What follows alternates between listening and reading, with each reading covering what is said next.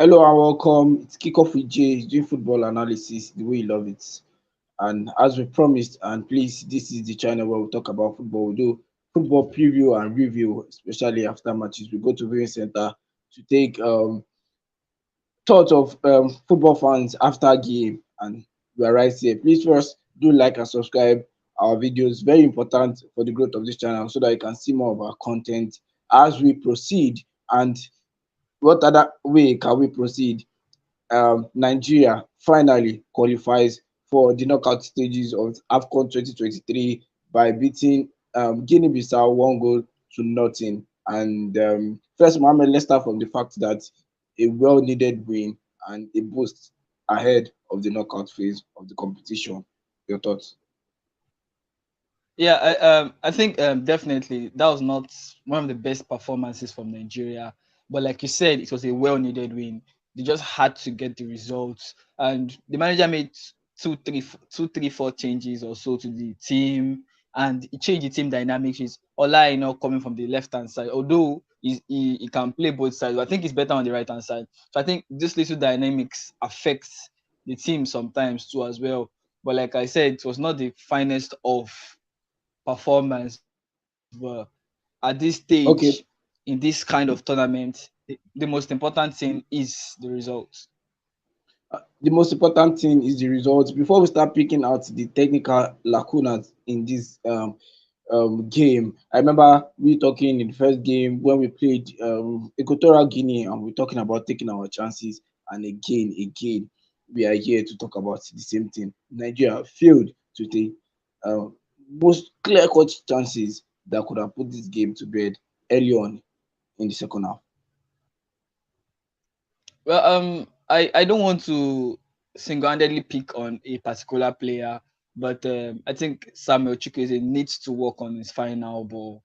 He's had in the game against Ivory Coast, and yet again today, he's had the chance to put a Nigerian player through on goal, and the final pass has just been bad, and it makes me worry. Is this the way he plays in AC Milan? Although this is not a scapegoat of the player, but I think ease has been very obvious because this is the final ball. You need to get the final ball right.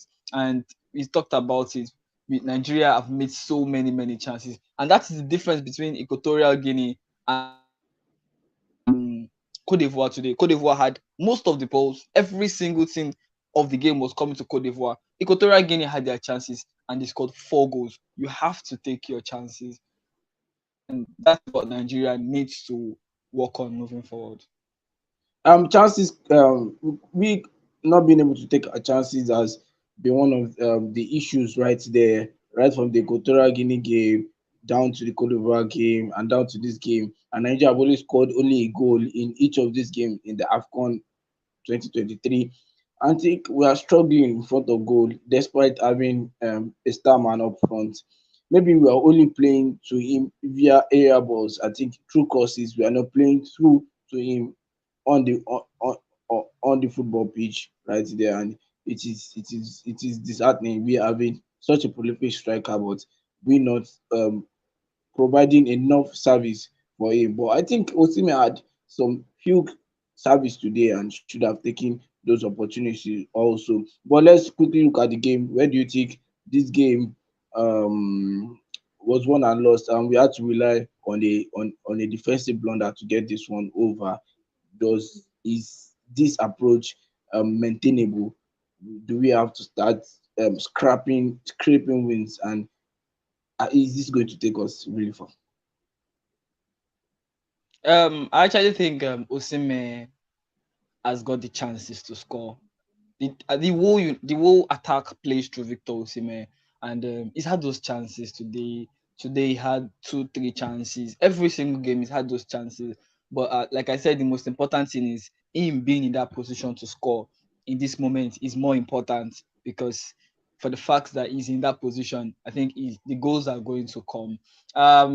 I think for Nigeria, one thing that has helped Nigeria so far is the defensive solidity at the back, and you need defensive solidity, and that is expected because we play a five-man defense, but it looks like a 4-2-4 most of the times when Nigeria attack. So I think defensive solidity has been the standout for Nigeria. Calvin Bassey has shown that he's a warrior, and Trust Ekong, Kenneth Omeru. I think the whole defense has put in a very good shift, and that is what Nigeria needs going forward. And if they can convert their chances, just like today, they would have won even more convincingly. And I think maybe we gave the Guinea-Bissau team, we gave them respect on the ball. But like we said, a team that has nothing to lose will play very fearlessly. Yes, we give them. We will always be giving every opponent we face in this Afcon so much respect on the ball, and this is a Nigerian side. I keep mentioning. I did not expect should be struggling with the basics right now with the plethora of technically gifted players we have. I don't think we should be struggling with building up from the back, playing one or two intricate passes, but Nigeria look very flat, very blunt, and when they get their chances, they don't take them, and it is quite disheartening. But Can moving on can from we that, can we can we give it to when you look at the fact that some key players are actually missing in this team, and it feels like maybe for Nigeria, if you had a Wilfred Ndidi and a Victor Boniface in this team, I think it elevates the quality of the play for the Super Eagles of Nigeria. Maybe it is another thing to look at, maybe as an excuse for, because one or two players can actually make a very very big difference. one or two players can make difference, but that does not mean we can't put together. Do you understand me? We can't play like a side, like a solid side Nigeria is expected to be. There's a bar to how we play, to how we are expected to play. Let me put it in that way. But we've not met up to any of those standards of how we play generally. But Even though I think they are the still bar the bar the bar that is set of how Nigeria is expected to play has been the standards of the last 3 years or 4 years. But if you watch this Super Eagles team for the past 18 months, maybe there is no bar or maybe there's no expectation if we are being realistic how they have played before the tournament. okay. Okay.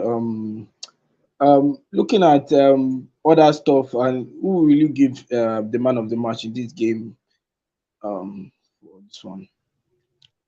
I think I like what I saw from Calvin Bassey, and the goalkeeper came in Yes, and he I made was expecting that. some Yeah. couple of he made 5 saves in the game, and even from the commentary you could hear was very very vocal too as well. Calvin Bassey did a good job too as well. I think those are my two standout players. Especially the way he plays out of the back and he plays some risky passes right there in the midfield. He played some line breaking passes. So and it was very, very, very solid defensively for me. Me too. I'll go with Calvin Bassey. I'll go with Calvin Bassey. So your final thought on this one, Mohammed.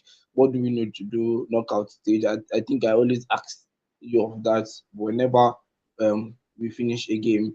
What do you think we need to do? And I also love this guy that came in the midfield. I can't remember his name. I'm struggling to remember right now. But he replaced Onyeka right there in the midfield. He was quite Oyedika. solid in the last. Yes, I think Oyedika. Yes, thank you very much. I think he was very solid in the midfield when he came in. The last 30 to 20 minutes, very very solid, very very solid. But your final thoughts on this one? Do going forward? I think I've talked about this before. The first step for Nigeria is to continue on that defensive solidity, because we saw it in the World Cup with Morocco too as well. The most important thing is being defensively solid. You will get your chances. Nigeria will get their chances. The most important thing is to keep being solid at the back, and they should take their chances. A 1-0 scoreline is a very open this. Now we saw it today towards the end of the game, Guinea-Bissau, and it's not about the quality of the team. It's about the quality of the opponent. When you are 1-0 up and the game goes to the 80th minute, you tend to sit back.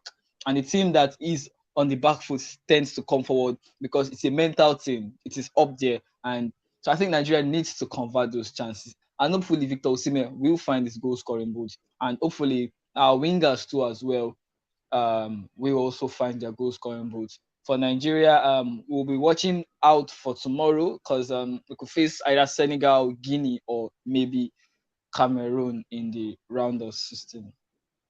Let's keep our fingers crossed for that one. Like you said, the wing has always been disappointing in terms of the attacking phase of the game. Our wingers need to really do more. We have that man right there. Hoping if we get it scoring both as fast as possible, and there's no doubt about the ability of Osimhen as our own number nine. He just needs to maybe be a little bit calm. I saw him stray offside most times in this game. Very, very eager to make the run very, very early too. So, but our wingers look really disappointing today. Simon and Chukwueze in this game. Sometimes the final passes were missing, and a lot of indecision or making the wrong decision when in the attacking phase of the game. But nice one, Mohammed. Always good to talk with you. We'll be looking out for the draws also, and we hope Nigeria gets a favorable one ahead of the knockout stages right there. It's a very I encouraging one. think a Aside, Nigeria Senegal will be a blockbuster. be a It will be a blockbuster, but blockbuster in Nigeria I I Senegal. don't want I don't want those games right now. I feel we need to get those games around quarterfinals, semi-finals, and you know maybe it is a big game coming way too early for us, for me, and I think we need to settle a little bit in the competition and feel ourselves very much well. But anyone we get, you don't win big competitions by not beating the big team. So obviously, if you are going to Yeah. be a serious contender or if we are serious about lifting this trophy, we just have to do it against the big side. So that one is a really big one to watch out for.